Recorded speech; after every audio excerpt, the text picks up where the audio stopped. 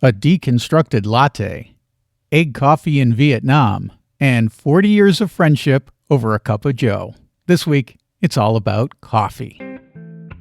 Traveling the world to bring you delicious dishes, tasty beverages, and interesting experiences. This is the Destination Eat Drink Podcast on the Radio Misfits Podcast Network. Welcome to Destination Eat Drink. I'm Brent Peterson. Destination Eat Drink is the place for foodies who love to travel and travelers who love to eat. And this week, we're talking about coffee from around the world: Colombia, Vietnam, Seattle, Turkey, and even New York City's coffee stories. But first, if you like food and travel, be sure you're subscribed to the podcast. And if you like food and travel, several of my foodie travel guides to Portugal and Spain are available for purchase as an ebook. Each one goes in depth into the food culture of different cities, the best dishes and drinks to try, and the top places to get them. These foodie travel guides are also very affordable, ranging from just $2.99 to $5.99 each. They're available by going to buymeacoffee.com/destinationeatdrink and clicking on the Extras tab. They're also at Amazon, but please consider getting them at Buy Me a Coffee, where those people don't screw the author with the amount they take for themselves like the big Amazon does. This week on the podcast, we're getting wired with coffee from Colombia and Bogota's emerging coffee culture, recommendations for coffee joints in Seattle and New York City, and unique ways to drink coffee in Vietnam, plus coffee traditions in Turkey. Plus, I share an unusual coffee story from Spain and Italy. Okay, I'm ready for a cup, so let's drink. Destination Eat Drink.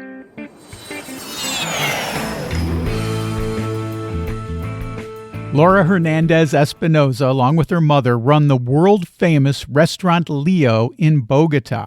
She tells me about coffee culture in Colombia and how coffee and chocolate are intertwined. I don't know if Colombia is most famous for its coffee or it's more worldwide, most famous for its coffee or more famous for its chocolate, but certainly it's famous for coffee. Tell me about coffee culture in Colombia in general, but specifically in Bogota, where your restaurant is. How do folks in Bogota like to have their coffee?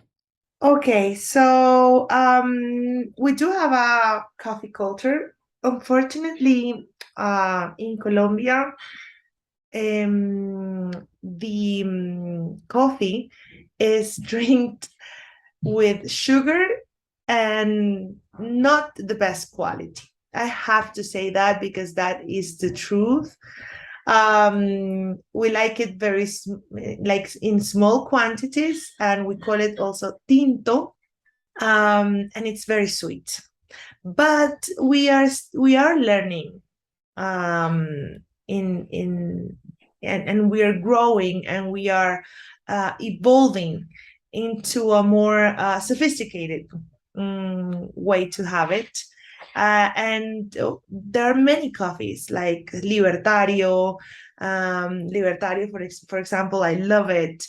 There are also many other curators that bring different boutiques coffees from small producers around the country, and you can taste how different coffees from different altitudes and different regions taste like, and that's been changing since the last decade. So you can find many different coffees, like for example Devoción, that opened also in New York, in Williamsburg, with great coffee, Colombian made, and also vindicating that fame of being or having the best coffee in the world. Glad to hear that. You know, it's so strange because I hear this over and over again when I talk to folks from coffee producing countries. They say, yeah, we produce great coffee, but we don't drink great coffee here. And I'm glad to hear that Colombia is elevating their local coffee game for the folks who live there to be able to enjoy it. So that's really good news. Before I let you go, let's talk about Colombian chocolate. What can you tell me about enjoying chocolate in Colombia? Well, cacao has the same conditions, geographical conditions, than coffee. So you might find that different regions that are coffee producers are also cacao producers. And it's quite interesting how, for example, Sierra Nevada is making great cacao. Meta, Amazonian region, is also making a great cacao. Tumaco, which is the best, is in the Pacific coast. To me, is one of the most amazing cacaos ever. We are just, as you say, elevating this experience because one of the things that characterizes the Colombian market is that we don't transform it and we don't add value to the raw material. So we used to export the coffee in grain, and we used to export the cacao in grain as well. And it's the same process with the coffee. We're still learning how to elevate that experience for us. National consumers. So now you can find like cacao hunters, you find Disidente, you find like these amazing companies that are doing their best to add value to this raw material that we have always exported but not consumed internally. So it's very interesting what's happening, and we are also discovering the power of the Colombian territory for cacao producing. Eunice Reyes is the creator of Rated V, the very popular YouTube channel. She talks about the best places for coffee in the birthplace of Starbucks, Seattle, Washington. We've got you here today to talk about Seattle because you Yeah. lived in Seattle for quite a while.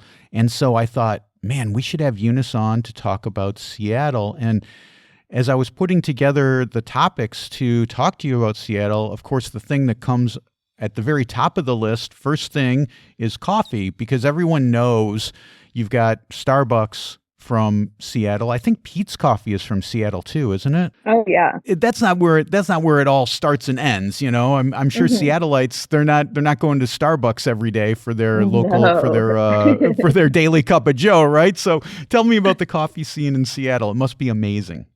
Yes. So first I want to start by saying I lived in Seattle for 5 years, and that's where I started my plant-based journey, was in Seattle. I became vegetarian when I was living there, and I was basically mostly vegan. I had already started my transition phase there. And so just exploring a lot of the plant-based food that is offered in Seattle was so much fun. And they have a lot to offer. The Pacific Northwest in general, like between Seattle, Portland, Vancouver, Canada, you can find a plethora of options. And so starting with coffee, 1000%, nobody really goes to Starbucks for their date. Like if they're going to go out to a coffee shop, they do not go to Starbucks. Starbucks is kind of like the fast food, I just need something now coffee. Like if you're at work and you just wanted to go out for coffee, you'll just go downstairs, go to Starbucks, right? Like it fits its purpose. It's not bad. And it did start in Seattle, and, people take tons of photos, or there's always thousands of people waiting in line at Pike Place Market for the quote unquote original Starbucks, which actually I heard wasn't actually the original. It's just like one of the second ones, but it was the first one. They made it in Pike Place, so it's a touristy location, right? So people love going there and taking photos.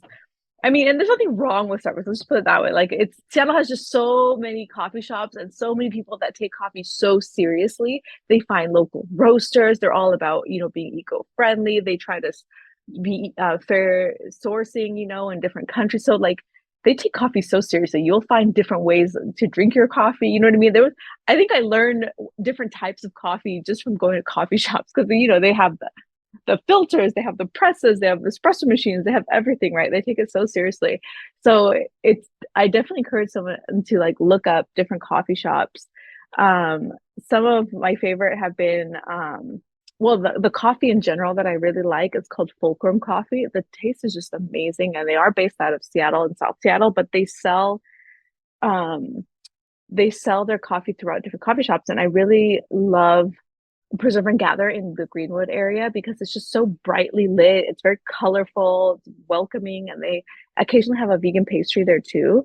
But the Fulcrum Coffee Shop is up. There's one downtown now, and then there's one in South Seattle. Um, Another cool vibe is in uh, UW, in U District area, which is called Santos Coffee. I remember I really liked that coffee shop a lot. Victrola is also a really popular coffee shop amongst Seattle locals, and that one's in the Capitol Hill neighborhood. They have two locations there, so it's just fun checking out different coffee shops in Seattle, right? Like you could definitely check one out each time. Um, Going back to Starbucks, though, I will say a place worth visiting is the Reserve.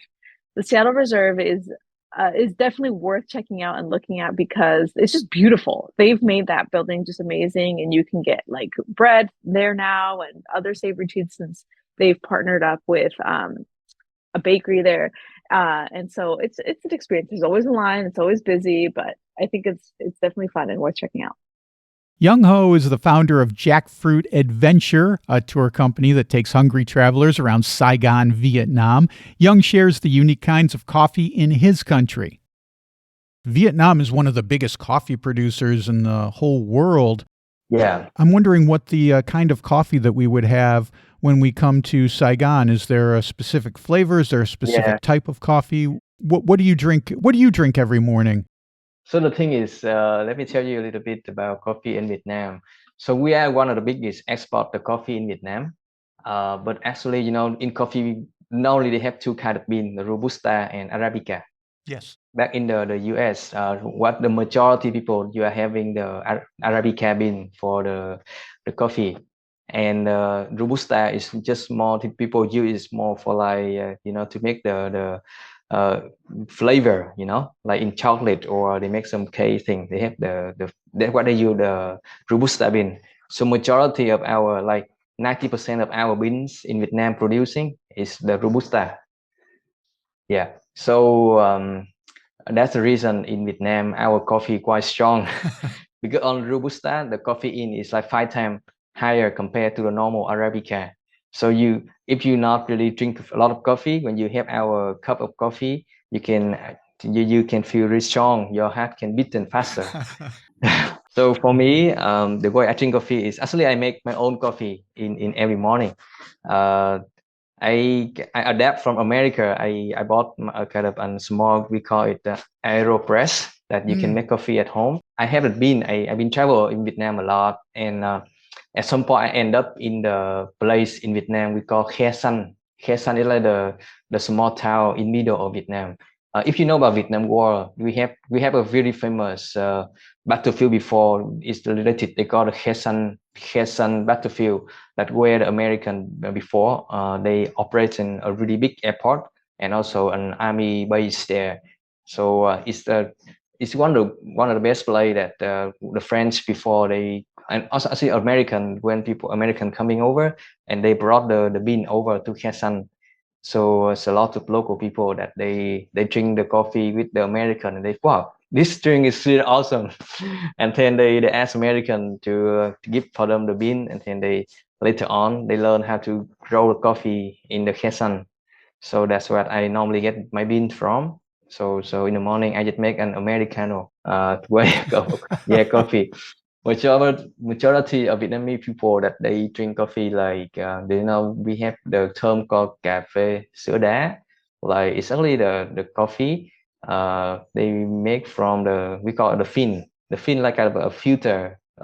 There's our Vietnam we have a kind of filter, so we put the coffee in the filter and then we put the hot water and then later on through the filter, the metal filter, the coffee they drop down, and then we put some the condensed milk, and then they mix everything together and they make a really strong flavor of the condensed milk, sweet, and with the strong coffee from the coffee. And in the morning, if you have like a cup of coffee sữa đá, you can be like awake for all day. Yeah. So that's the Cafe Sudan, but I also heard about something called butter coffee. Young, is that similar?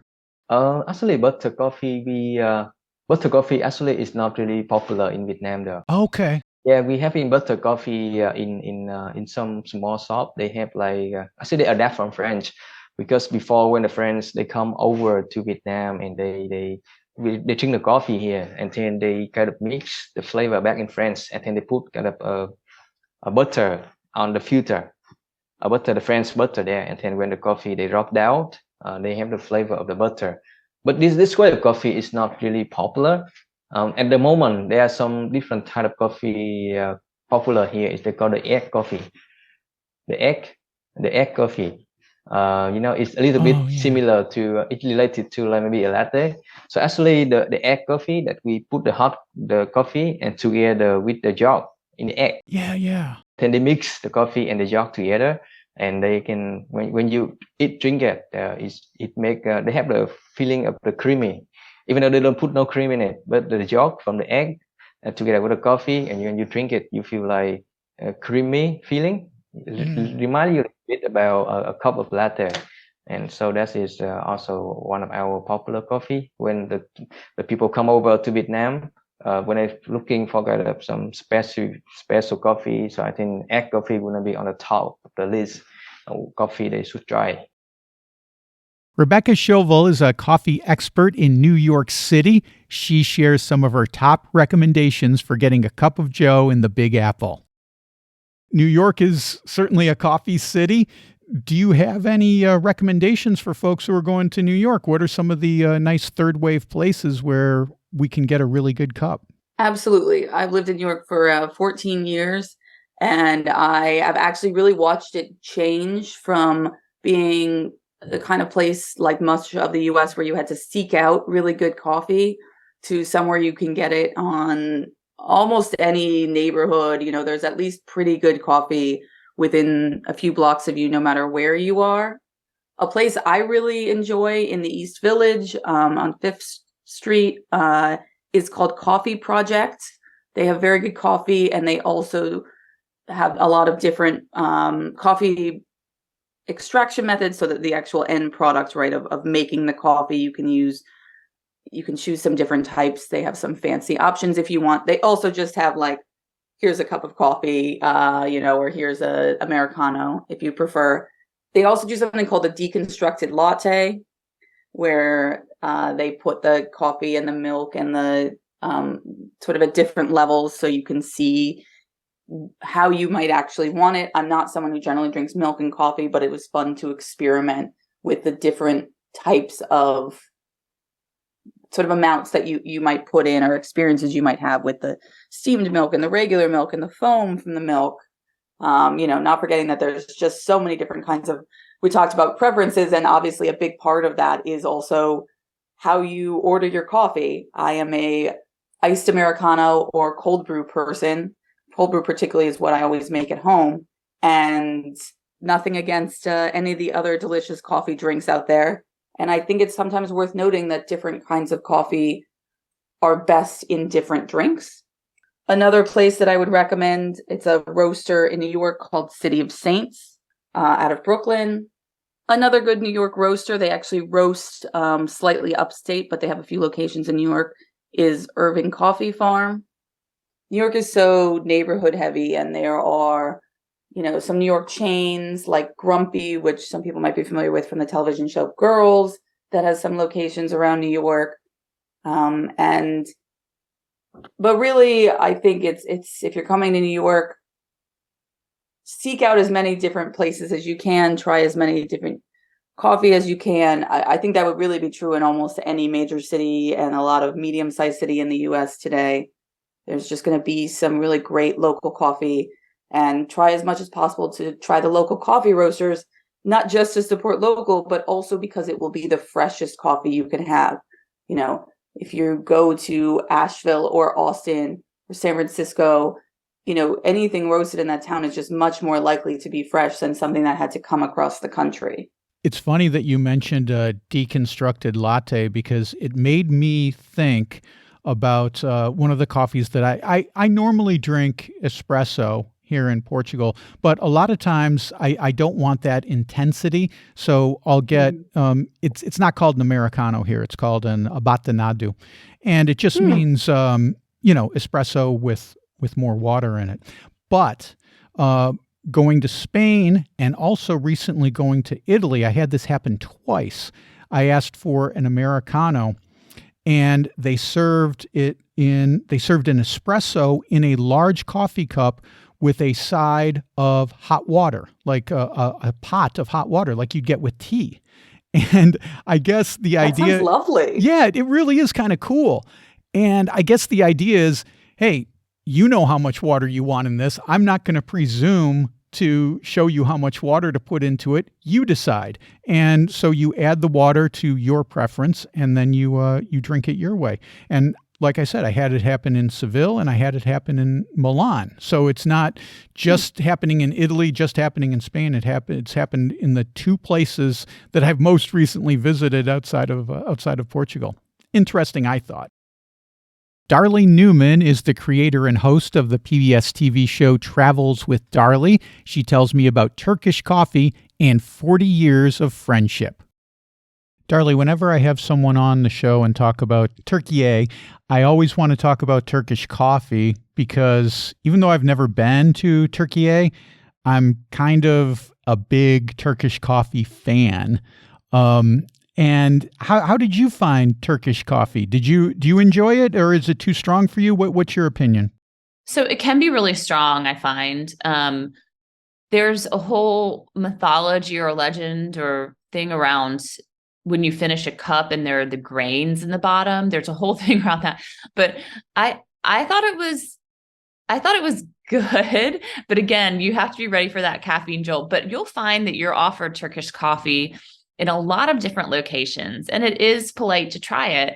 And the guide that I had, Olvi, we went to this small village in Cappadocia called Mustafa Pasa. And this village has a lot of architecture that is Greek influenced and is a wonderful little side step to get out of the crowds. It does get crowded there because tour buses come in, but if you go early in the morning like I did, I sat in the village square and it was all locals having coffee and tea.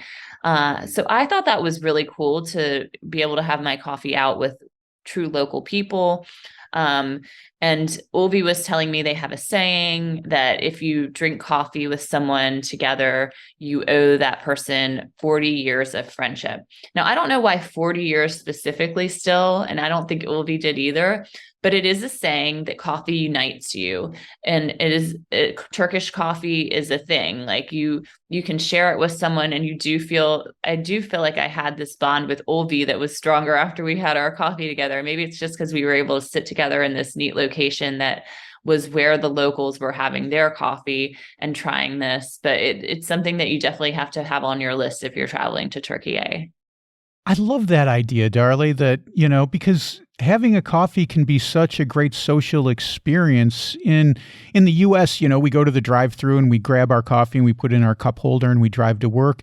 In Italy, even though the coffee is spectacular in Italy, a lot of times it's like you go to the cafe and you're standing up and you throw it down, although it can be a social. Here in Portugal, they have the way it's described is you don't say you want to go for a coffee, you say you want to take a coffee. And that can mean sitting down for an hour, 2 hours, just with one little tiny cup of a Portuguese espresso and just visiting with someone in a cafe. And it's delightful. And I'm so happy to hear about that similar kind of tradition when you're in Türkiye and 40 years of friendship. Okay, after all that coffee, I'm feeling pretty jittery, pretty wide awake. You can see more from Darlie at her website, darlie-newman.com. And I'm looking forward to having her back on the podcast when the new season of Travels with Darlie premieres in 2025. You can also book a tour with Young Ho at jackfruitadventure.com. I've got links to my other guests in the show notes. Well, that's it for this week. Next week, we are in Bangkok, Thailand for the Grandma of Street Food, a Michelin-recognized restaurant in an old movie house, and how to find the best mango sticky rice. Don't miss that. Until then, get over to destinationeatdrink.com, where I've always got lots of new foodie travel content. This week, I just posted a new foodie travel guide to San Sebastian, Spain, home of the most Michelin-starred restaurants per capita in the world. Get that by going to destinationeatdrink.com and clicking on the Destinations tab. I also have a new video about Peniche, a small city on the Silver Coast of Portugal. Lots of great food there, including the local pastry, plus hanging out at beach bars and an amazing hike. Absolutely stunningly beautiful around the Cape at Peniche. You can see that by clicking on the video tab at destinationeatdrink.com or by going to my YouTube channel at destinationeatdrink946. And you can get my foodie travel guides to cities like Lisbon, Porto, Seville, Milan at buymeacoffee.com/destinationeatdrink and click on the Extras tab. Destination Eat Drink is distributed by the Radio Misfits Podcast Network and Ed Silla. Thanks, Ed. I'm Brent Peterson, and I'll see you down the road. Join us next week for another culinary adventure on Destination Eat Drink, a presentation of the Radio Misfits Podcast Network.